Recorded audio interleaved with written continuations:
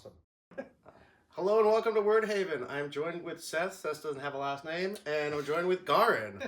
Garin Horner, and college professor of photography, who also has many accolades, which he will list for you presently. Am I listing? You're welcome to. Well, I think we are gathered together here today to talk about my most recent book, which is titled A Feather on the Breath of Ra, Conversations with an Alchemist on Photography, Light, and Magic. Awesome. So we were shared that book. Is there any other titles you'd like to tell the gang about? This is my fourth book, so all the books that I've written have been on the teaching and learning of photography. So this is a slight deviation. This book is more, I would say, in tune with my artistic path. And that's how this book came to be. So, and what I understand of this book is that it started as a wider project and got very, very focused. Yeah, that's what happened. So in 2017, I started this photography series where I would travel around the country and photograph people with their private home altars. And it could be mainstream religions, it could be individual spiritual practices, like any kind of altars that people had in their homes. And it was through that project that I met this alchemist, George Kingswood, and he became sort of like a side focus of that project, and then ended up becoming the whole project with the book. Yeah, you had some interest in alchemy prior to that? I knew a little bit about it, but I wouldn't say, I mean, definitely now I would say I didn't know anything. Mm-hmm. Like I would also say I didn't know there were alchemists. I didn't know that was actually a modern spiritual path. And then I've since met other alchemists and have communicated with other alchemists online. So one thing I'm wondering about is how much. So you were experiencing the hospitality of many people who were welcoming you into their home to show you something very intimate, very private, very personal, or transpersonal also. Do you feel in retrospect or through that process that was guided aside? I mean, it was obviously that people were inviting you, but I'd heard you say that kind of one person would welcome you to another person or say, you should reach out to this person. So I'd imagine feeling thankful or some kind of gratitude to it, but did it seem serendipitous to you also? Yeah, it did. It was almost like, the project as a whole was sort of like aiming me toward this alchemist. Okay. So I'm definitely grateful for that happening. There were a lot of people who were involved that sort of also helped me. Like it was like you're right that my photography ended up becoming very much dependent on word of mouth. In the beginning, I would seek out people and try to get them to let me photograph them with their altars. But then what ended up happening is it snowballed, and people started referring me to other people to contact. And then I would say just before COVID hit, there were people contacting me to have me come and photograph them. And it was one of those people that led me to George Kingswood. And so I was actually at a photography conference exhibiting some of my work, and a person saw my work and said, I know this guy you should contact. I don't know if he has an altar, but I seem to think he would, and you should just contact him. And then was it upon seeing the altar that you realized you were stumbling upon something that was bigger than what you'd initially thought, or? No. So George Kingswood, I call him GK. Okay. He indicated to me that he had several altars that he would like me to photograph him with, but that he wanted to talk about it before anything was going to be solidified. I went and saw him, and we had some long talks, and that's when he actually said that one of the stipulations for photographing him would be that I would write this book. Wow. Yeah. Cool. So he was actually the one who got this rolling. It's cool too because it's such a journey that you went on to do this, and I think snowball is a pretty cool word because I think you mentioned in the book too that one of the reasons George approved of you doing it was because you didn't know very much in the first place. Right. Which you don't get reading the book because you reference and cite so many alchemical ideas and authors and cool things, and there's images from Mylius in there, and you're like, was it Atwood, Marion Atwood? It's all these cool references, and it's really just, it's quite a lot of stuff. It is. So it's fun to hear that you started from where you started from and went through all of that to make it. Right, and I think that is just my natural reaction to anything I don't know about. I mean, that's the academic in me, which is if I'm going to engage with some discipline or area of knowledge, I just like dive head first into research. And I also wanted to approach it from the direction that, okay, I don't know a lot, and I don't know even if what he's telling me is true.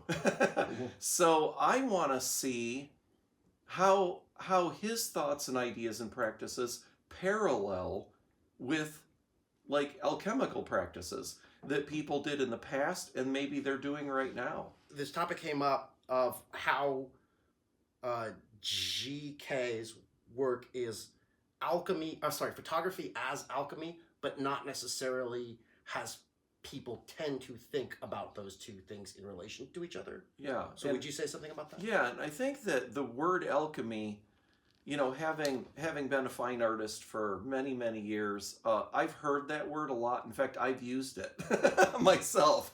So I have used the word alchemy to describe my work. And I think that that's a pretty common thing. And I think that when a photographer says that my work is part of my alchemical process or whatever, that it really is rooted in the idea of process. Like I go through this process and things are transformed and I am transformed, right? But with GK, this term alchemy, it just doesn't even come close to the way we use it, because he's using it more in tune with an actual spiritual practice and the actual processes of self-transformation that alchemists were working on in the 1400s, right? So it's become a metaphor for photographers. With him, it's really a way of life, and he doesn't even describe his photography as alchemy. His photography is a tool that serves his alchemy. So that probably, before diving too deep into that, we should probably zoom out and go to what is alchemy. So What a great question. yeah. So you're on the spot. Why are you looking at me? What do you got? What do you think alchemy is? Gosh, I mean, what a great question. I think I like how you said it's something kind of process related and transformative. And in this context, we're looking at someone who uses it as a spiritual practice, which is sort of referencing a whole history and tradition of people doing that. I think culturally, when people hear alchemy, they think lead into gold and laboratory work and stuff like that, which of course can be a metaphor for the transformation of the human being or the soul or the understanding or the consciousness or something as well. I thought a cool thing in your book is that you're pointing out that it's kind of like the science of light. Light is what photography is all about, and light is also one of the central, I just use the term metaphors in a lot of spiritual practices. Light is what allows us to see, I guess I would say that. I don't think I'm answering the question here. I'm just musing. But Well, it's interesting. I don't know the specific definition or a specific definition, but I'm trying to think of it, because to me it often has to do with pressure or fire, transformation depicted through through pressure and restraint. I don't know if that's the cleanest definition we could make of it, but it does seem to be a question of how things can be transformed, or our view of things can be transformed. We mentioned GK, and there's a thinker that some of us are familiar with, TK, who would say that alchemy, it's not right the transformation of lead into gold, but the realization that it was gold prior to that, which would be somewhat metaphorical, because it doesn't mean that everything's experienced as literal gold, although that asks more questions, because if we're talking about light, then we're talking about a gold of a different sense, or the ability of everything to be seen in its splendor. But again, that's not a very concise answer. No, but I think that what you're talking about aligns also with what GK, I think, if I can sort of speculate what he might think, but it seems to parallel, his philosophy, and with him, light isn't just the stuff that we use to make pictures or to see with. I mean, to him, all things are made of light, and so, which I'm not sure how that aligns with physics, but he views all things as malleable, and in various forms of solidity and non-solidity, and that things can change from one thing to another because of that philosophy or way of seeing. Yeah. So, reading a book on the Hebrew letters by Rabbi Ginsburg. It's called The Hebrew Letters. Channels of Creative Consciousness, I think, is the subtitle of the book. But he's a very interesting breakdown of the four elements, because he's like, well, you got your you got your forms of matter. So you've got solid, liquid, gaseous, and plasma, explosive phenomena. And then he's like, okay, then you got your four elements. And I was like, whoa, that was the quickest summation of that I've ever heard in my life. So it made me start to see the experience of those four elements a little bit more like they were just an obvious part of my daily life. Before that, they were very abstract spiritual notions that made no sense. To say that all phenomena is these four things made no sense outside of being in ancient Greece. But now I was like, yeah, I mean, that's pretty much taught to every fifth grader, that there's these elements of matter. Whether or not you consider fire to be purely combustion or plasma, or whether or not plasma is a form of combustion, which is not questions that come up in fifth grade discussions of the four states of matter. But yeah, so it gives me more of a vantage point to see that, and not think that I need to translate that experience so very much into my personal experience. Because my personal experience, or I'm living in a place and I'm like, okay, do I have my heat? Do I have water? Do I have running water? Do I have a bed to sleep in? Like, the four elements are really essential to me being alive. And we're in my apartment right now, so that's become a real experience for me. So I can hear what he's saying in that sense. Yeah. This idea that everything is light is interesting, but it's certainly true that everything we experience, everything is light. And when you view a photograph, the only element of that experience that you're sharing is the light and the sight of it. You might have other experiences from that, but you're just looking at all you're experiencing of that phenomena is the light. Right. As far as the senses go, you need light to see the image, which was created from light. Yeah. So, and then there's a question of how much, because light often comes up as a metaphor within spiritual traditions. It does seem to be the most meaningful for a human being. So sometimes it seems to be used analogously to other elements or other senses, because it's just so present for us to be seeing danger or food or things we're attracted to. And the photographs are like light captured or light taking form. Right. I'm talking about the various forms that it can take in this malleable system that GK is using. Of course, a photograph is a perfect snapshot, literally and figuratively, of that idea. Yeah. Right. Yeah, and another really important part of how this all goes together, from his perspective, is sort of like wrapped around this deification of light also, and for him it's the Egyptian god Ra, who was the solar god, and so a lot of like the incantations that he showed me and a lot of the pictures, and the in alchemy they're called what are they called, emblems. A lot of the emblems are all around light and sometimes taking the form of the god Ra, and I find that fascinating, how that all works into that system of alchemy. So I wonder how germane this is. Film critic Andre Bazin, I'm sorry, who wrote, it's translated into 2 volumes from the French, called What is Cinema? But many people are probably familiar with him instead for the discussion of him in the film Waking Life, where they talk about how Bazin is a Catholic. So for him, he's showing you a very specific thing. He's showing you the presentation of a divine world that's being brought forth in the image.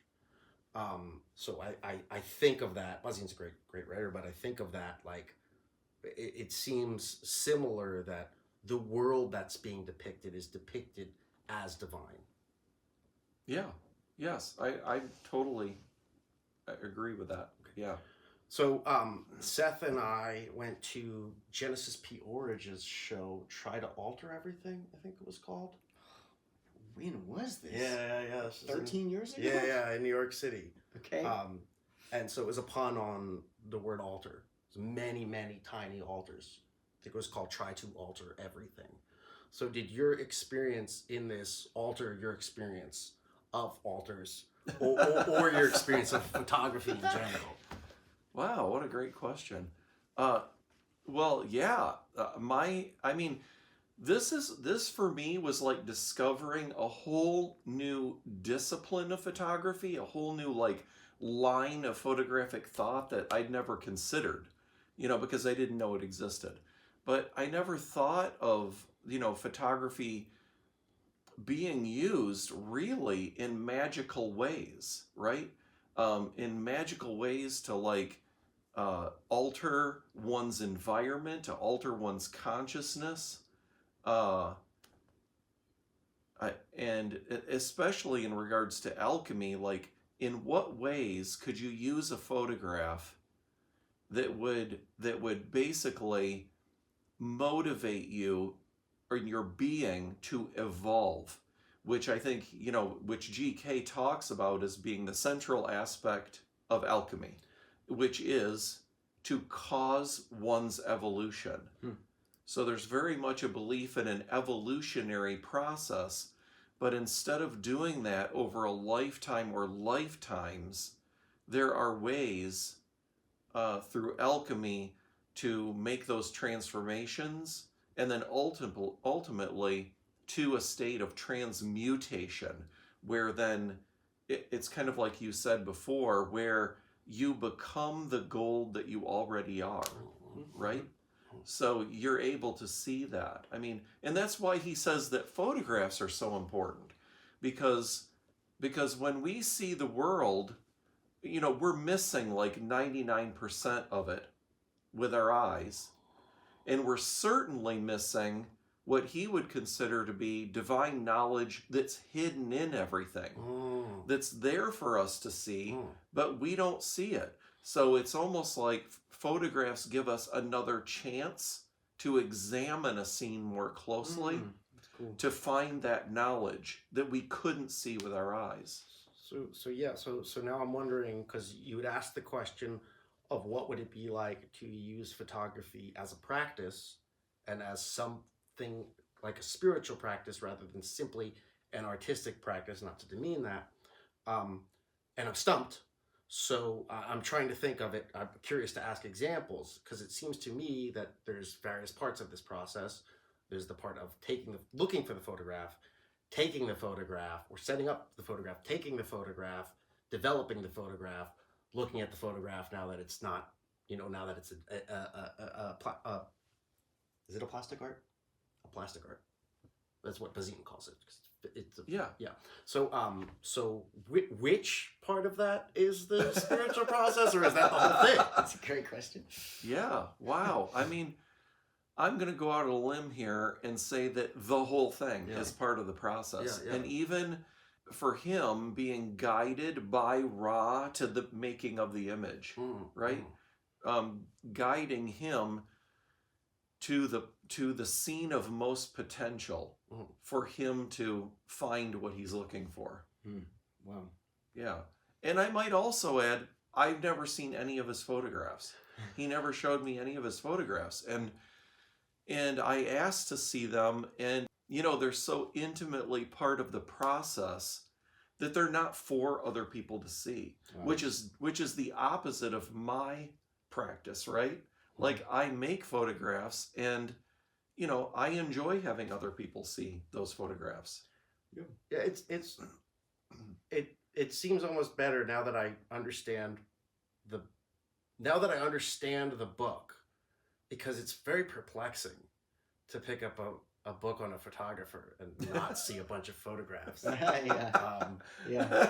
it asks you so many weird questions to just contemplate that. I could say too that I thought it was a pretty interesting synchronicity that Kid pointed out that you had written this book when he did, because one, I love alchemy. It's just a great interest of mine. But two, I'm a painter, and I've been painting a lot lately, like a lot more than usual.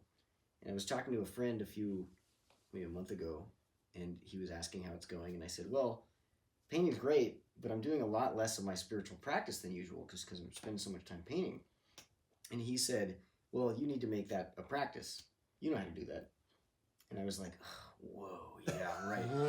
So I went down this rabbit hole, and I've become, in the last couple months, like very interested in the practice of Orthodox Christian icon painting, which is a spiritual practice for the ones that do it.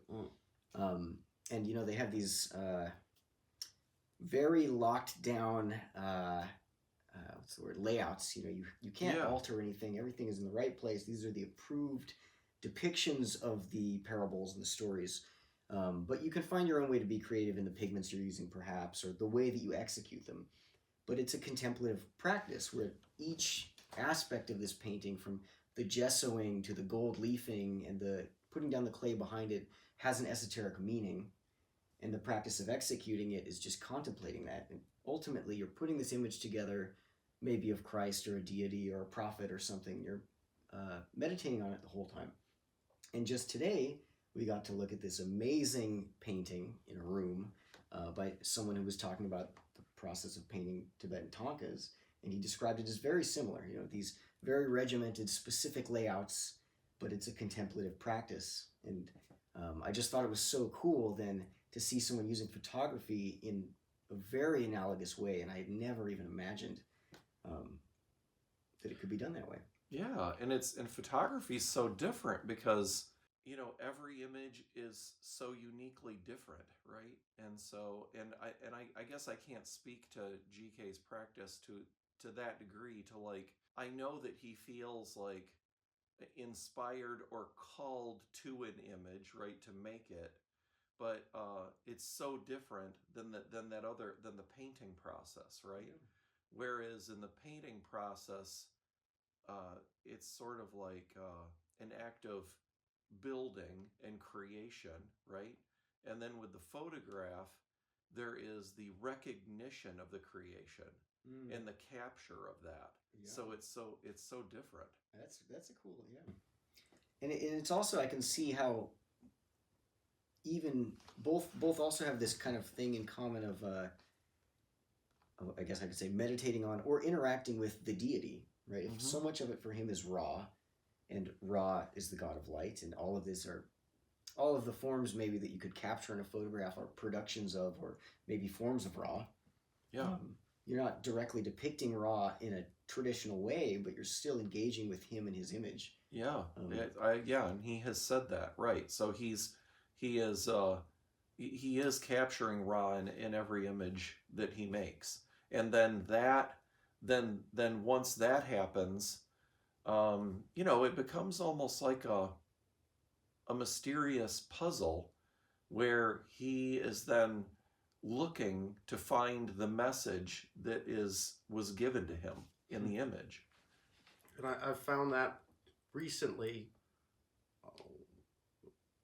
in talking to the artist friend we're talking about, Love, where he's like, you're writing a story, because he's read some of my short stories, and he's like, you're writing a story, and like, you know the characters, and they will tell you what they say. Yeah. And that's so much easier than what I was trying to do before, because I just have to listen to what they're supposed to say, or what they're going to say, rather than trying to herd cats. Yeah. Which is what I was doing, I think, in my stories before. And there's going to be some of that, but there doesn't necessarily have to be quite as much of it as I was doing in the past. Right. And then what would it be like to write a story where not that the characters are telling you, but that a deity is working through you to tell you what they're doing. Yeah. What would that be like? Which is why, and that's why I think what the ideal for many people is to be that, because what it does, and I'm not sure that all of your students have the view that like, oh, I'm just trying to channel the deity, but there is my students. Yeah. Oh no, they're like, I have a project. I've been given a project. I had a week to do it, and class is in 2 hours. Right. What? So I need to take pictures like right now of whatever I can. Right. Yeah. Amazing. Yeah. Well, that offers some restraints. I'm sure that's where I started too. I mean, I probably was doing the same thing. Yeah. And in doing that, I guess I was learning the tools of my art, right? And with George Kingswood, I mean, we haven't mentioned it, but his family, his father, his grandfather, and his great-grandfather, they were all photographers, and some of them owned businesses and photographed people. They were portrait photographers. So he kind of came about the knowledge of photography like as it was handed down. His father and grandfather scooped him up when he was a kid and said, you're working in the studio, you're developing film for us, you're making prints, this, and that's how he learned the tools of what he does. But then later, after work, his father would say, this is what else you do with this. Wow, that's just amazing. What was the else? The alchemy. That's what I thought you were going Yeah. with. Yeah. Wow, he was trained from an early age. Okay. Because he was from a lineage of photographers and of alchemists. Right? Yes. Photographer alchemists. Right. It's fascinating. Abraham Kingswood, he was the one, I mean, he said Ross spoke to him and said that this photography thing that is up and coming, this is an expression of me. And this is... Oh. Yes. And so use this for your alchemical practices. And at the time, it just makes perfect sense. I mean, at the time, because there were things going on in the world, like there was the Egyptian revival going on. So everything was like about Egypt. Like everybody wanted stuff from Egypt. There was that happening. There was the rise of photography, right? Which people were trying to figure out. There was spiritualism, which was on the rise. So people were like, wanted to get pictures of their dead loved ones and, stuff like that, or with their dead loved ones. And then all these secret societies were being formed, like the Golden Dawn and all. So there was this huge interest in like fringe spirituality, and Abraham Kingswood, his thing was alchemy. And so, the thing was, in my research, I found out that he wasn't the only one that made this connection, Huh. too. I mean, and there were some photographers that even Abraham Kingswood was aware of who also, I don't know whether they communicated, but there were other photographers who kind of, made that connection that like the, Egypt and the spirit thing and the alchemy, that all of these things somehow mesh together for them. Okay, so let's talk about that meshing, if we may. Because there is a chart in this book. Let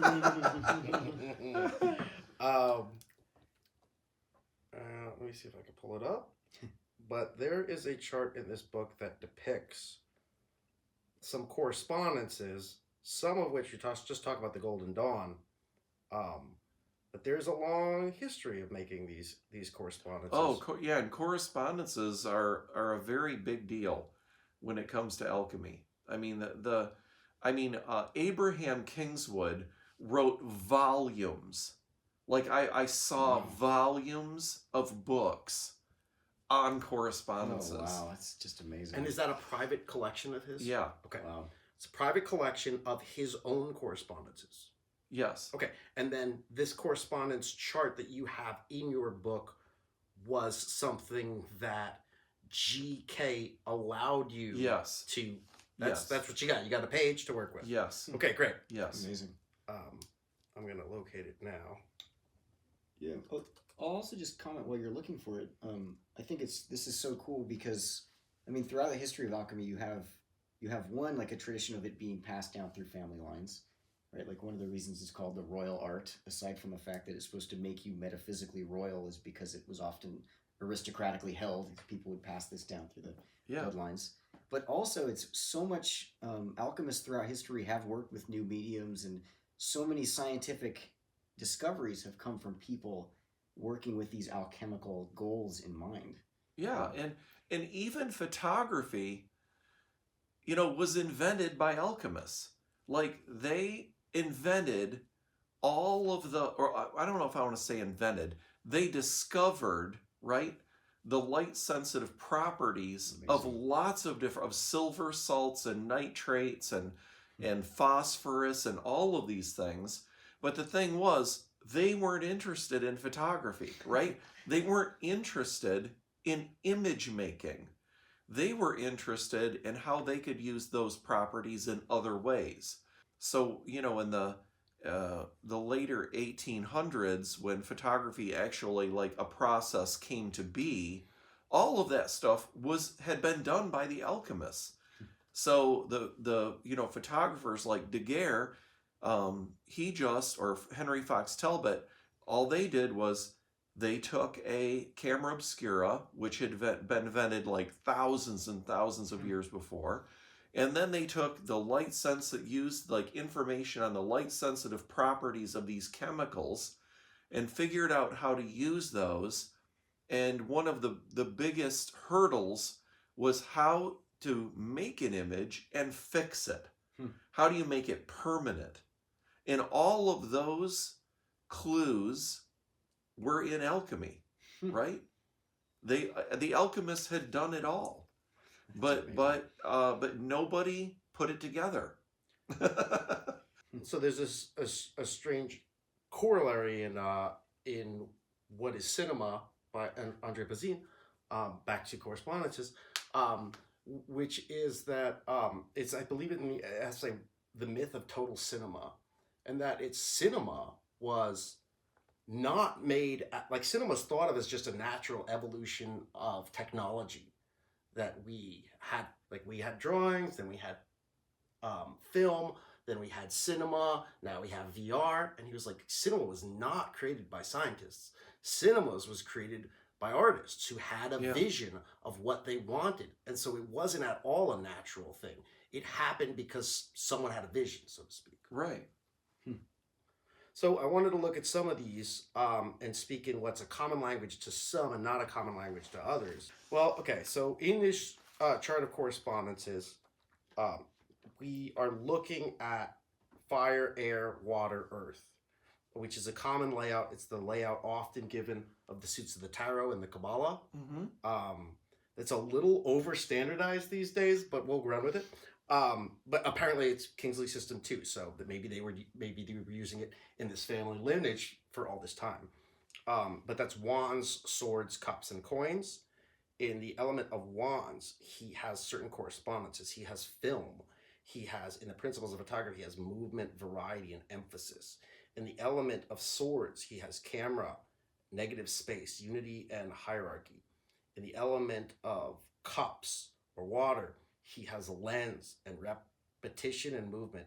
In the element of coins, he has the tripod, so that's earth, and the proportion, contrast, and balance. So it's very interesting correspondences. He also has correspondences here for the suits and elements with the Egyptian gods and goddesses. Sekhmet would be fire, Shu is air, Tefnut is water, Earth is Geb. For you listening at home, there's a lot going on here.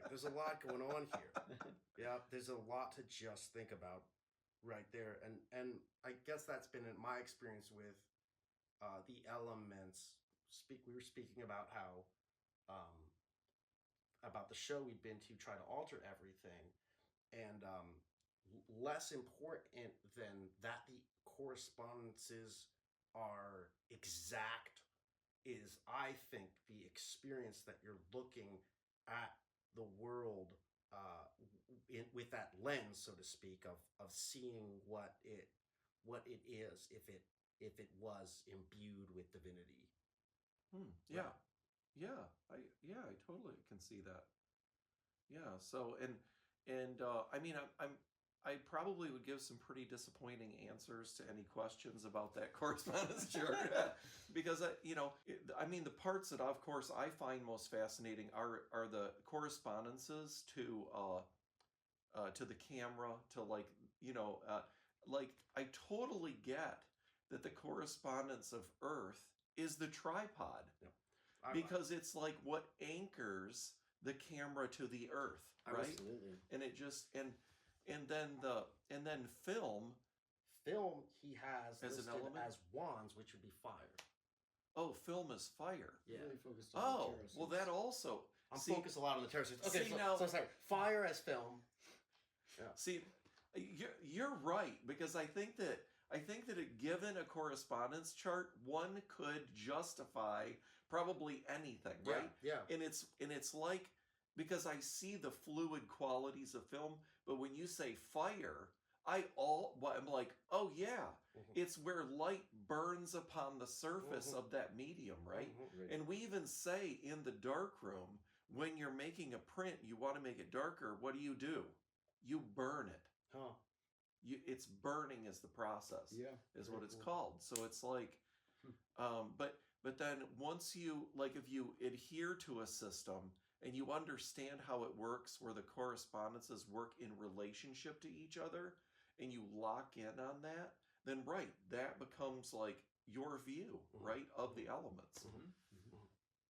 That's pretty cool. I hadn't thought about it that way. Well, he mentions, I do see at least some defense of my theory, Rabbi Ginsburg here, because he lists other qualities here. He lists earth as decomposition. Funny, I would think composition because of that support you have of the tripod. Water is mixation, air is evaporation, and fire as combustion. So that's very interesting there.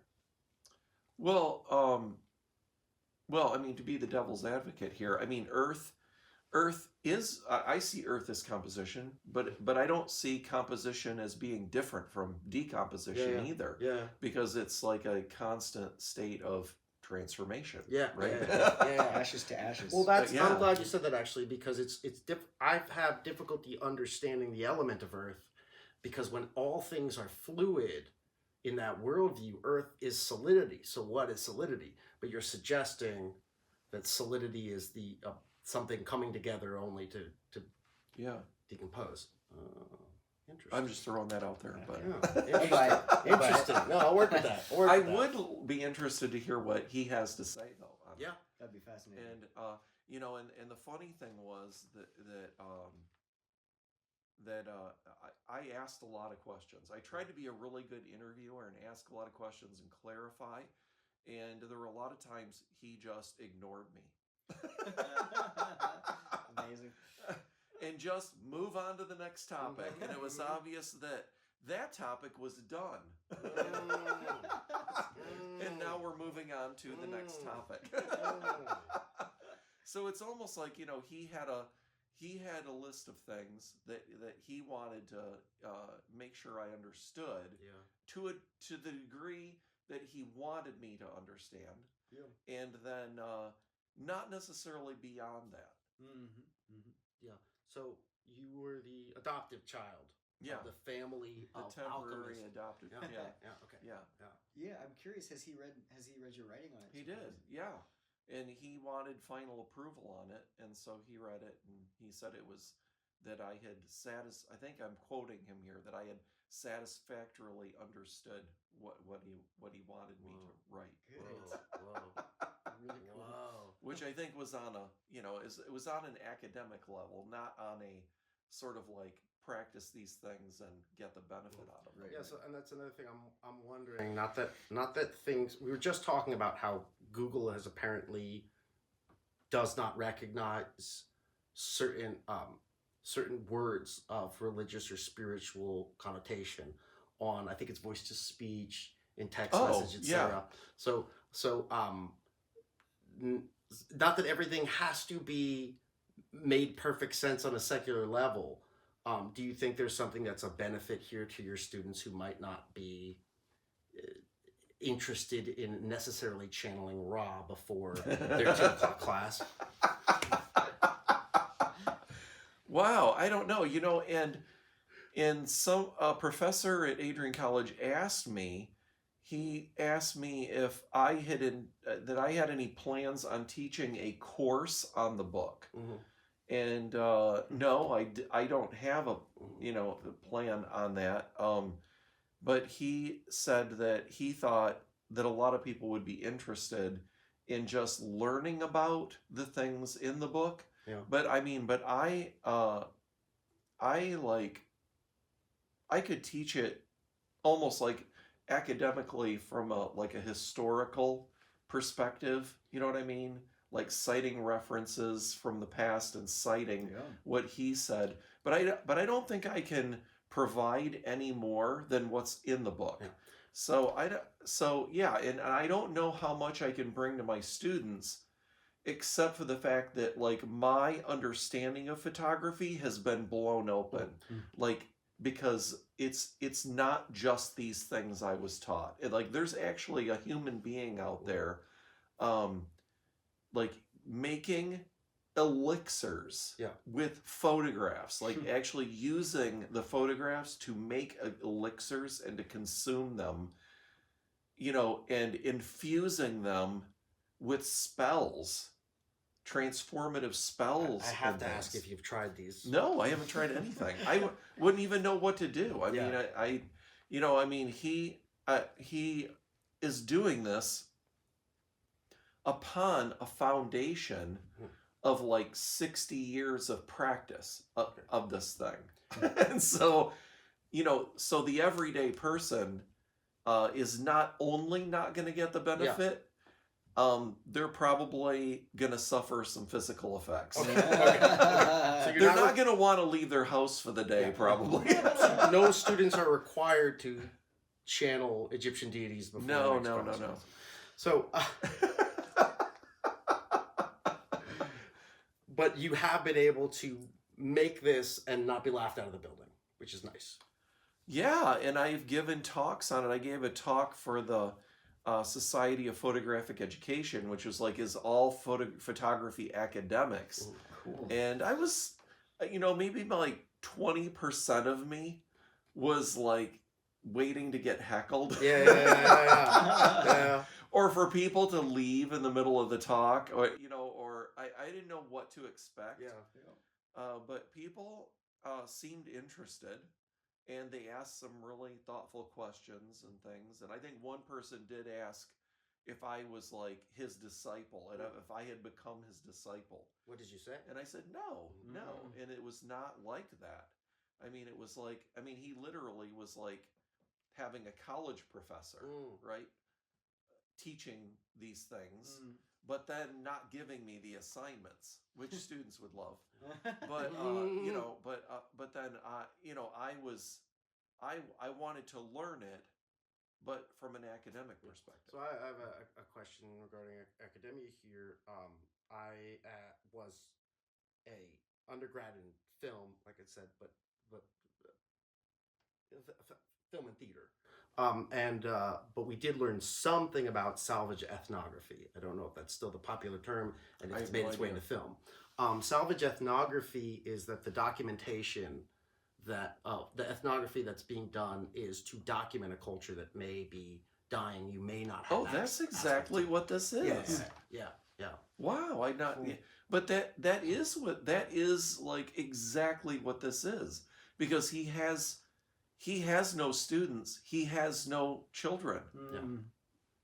And I mean, and I've discussed this with other people, like just speculating, like what's going to happen when he dies. Like that's just mind blowing. Well, that's why I brought it's actually a story of Liu Ming, the Taoist teacher, because he studied with a family lineage, but all his students became lawyers and didn't want, so he adopted Liu Ming, and so he had somebody to teach. Oh, well, and he's still, I mean, GK's still alive. I mean, maybe he will, but and I asked him, so what's going to happen to all of this when you die? And he said it doesn't matter. Yeah. And he said Ra came to my great grandfather, and he taught him all these things, and he will do that with someone else. Wow. So he doesn't feel like any kind of burden to pass on his knowledge, other than, I guess, like I consider what he told me was almost on a superficial level, because he didn't like really go into deep to any things that he thought probably people wouldn't even understand. We're still working our way through the one page, so page one of the correspondence. The correspondence. Yeah. Because if he's got books and books on that, he's got so many books. So many books that have been written by Abraham Kingswood and his grandfather and his father and him. Mm-hmm. So they're just like notebooks on notebooks on notebooks on notebooks. Wow. And then all of those, I mean, what's going to happen? Are they going to end up in an estate sale? Or, I mean... Yeah. And even the photo you took of him at his altar with all of the laboratory equipment and glassware and just beautiful room with the amazing wallpaper in the back, and just so amazing to look into this little world. Yeah. It's very interesting what the fruits of one's labor are, because is it the photographs? Well, he's not sharing the photographs. Is it the admixtures? Because he's got all those things in the back. He's chosen to share with us this one page of correspondences and this books and the whole book of the knowledge that he's passed down to you or shared with you of his family's way of being. Well, he wanted the book to be written too. Yeah. Are either of you familiar with a book called The Forge and the Crucible, the Mircea Eliade? I think I may have quoted it in that book. Okay.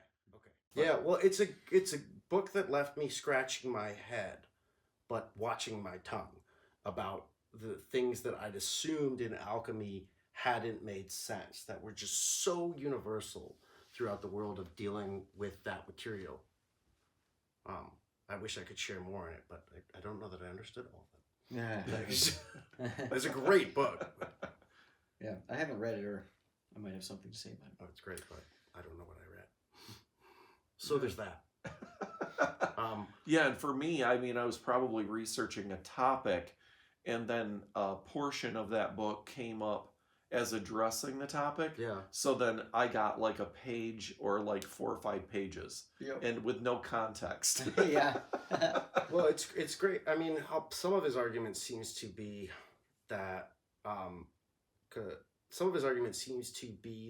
taking the life out of the substances is more invasive to the natural process of working with metals and treating them as dead is actually more of a foreign idea.